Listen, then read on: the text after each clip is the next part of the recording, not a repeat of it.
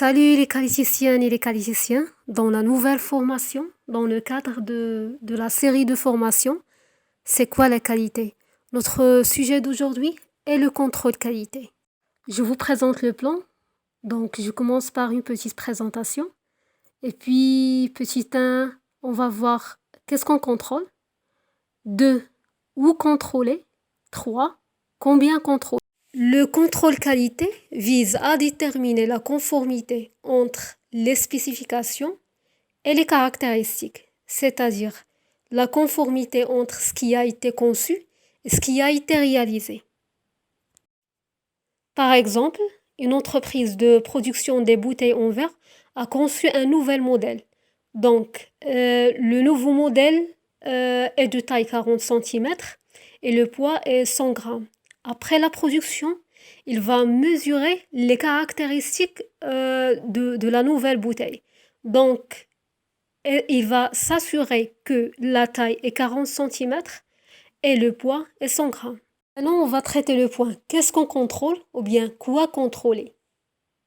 Contrôler la qualité, c'est contrôler les produits ou les services, et plus précisément des caractéristiques. Il y a deux types de caractéristiques.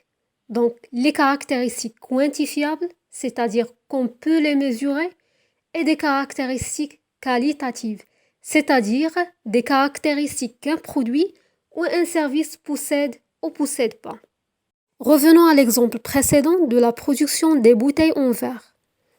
Donc, le contrôle qualité se fait par contrôle par variable, on mesure des caractéristiques quantifiables, et par contrôle d'attributs, c'est-à-dire les caractéristiques qualitatives. C'est-à-dire, on va faire un contrôle par variable du diamètre, du poids, la largeur et la longueur. Concernant la brillance de la bouteille, on va juste répondre par oui, elle est brillante, non, il n'est pas brillante. C'est-à-dire, on peut pas mesurer cette caractéristique. Ou contrôler. Le contrôle qualité peut être mis en place à toutes les étapes de la production. Par exemple, la réception de la matière première, la réalisation de produits, l'emballage, le service après-vente, etc. Mais généralement, on fait le contrôle qualité dans 3 étapes. En début de processus, c'est-à-dire contrôle de réception, pendant le processus et fin de processus. Maintenant, on va traiter qui contrôle.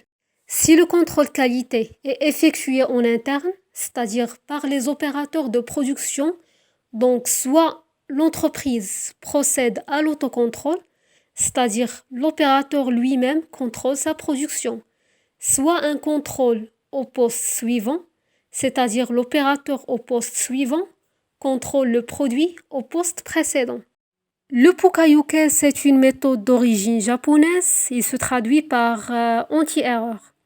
L'idée est de repérer les erreurs répétitives, soit d'oubli, soit d'inattention, et on met un signal d'alerte pour rappeler la personne qui doit faire une action avant d'entamer le travail. Un exemple dans la vie courante, si le conducteur ne met pas la ceinture voiture, un signal sonore alerte le conducteur pour mettre la ceinture. Un autre exemple dans l'industrie, si par exemple le bac est vide, un signal lumineux alerte l'opérateur pour remplir le bac. Combien contrôler?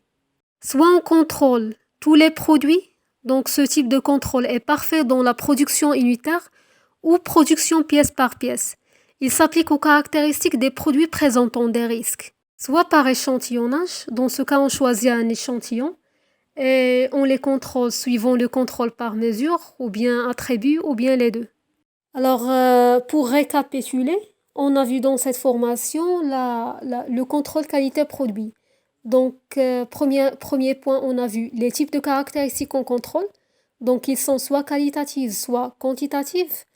Deuxième point, on a vu les étapes où le contrôle peut s'effectuer. Donc, on a dit que le contrôle peut s'effectuer soit en début, pendant ou fin de processus. Troisième point, on a vu qui peut effectuer le contrôle. Donc, on a dit que le contrôle peut s'effectuer par l'opérateur lui-même.